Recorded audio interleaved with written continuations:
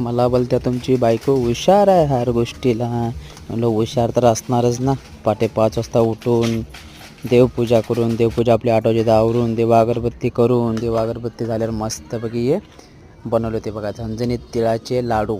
मी तिला म्हणतो तो बाहेर ना म्हणले नको, मीच घरामध्ये करतो मस्तपैकी हाताचे एकदम मस्त गोल एकदम चांगले झालते. म्हणलं बघितले की आणि इथले गरम भरपूर होतं, चटका लागत होता त्याला, तरीसुद्धा ते करत होते गोल गोल गोल गोल गोल गोल गोल गोल ते चालूच होतं. मग गोल केले चटका. मी पहिला हात लावून बघितलं तर मला चटका लागत होता. मी म्हणलं आपल्याला नाही जमणार, तूच कर. 2 झालते आणि घेतले ते पाणी आणि थोडंसं घेऊन बोलते लहान लहान करू. म्हणलं हां ठीक आहे कर, जेवढं कसं काय करा ते कर, पण कर तुला करायचं आहे तर. ते करायला आले ते गोल गोल गोल गोल आकारमध्ये पाहिजे ना आमच्या सरकारला. हे ठेवले इकडे 3 झाले. सगळं संपलं.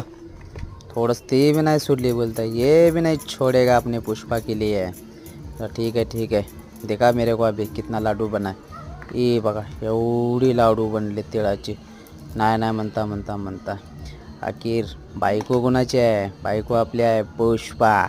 झुकेगा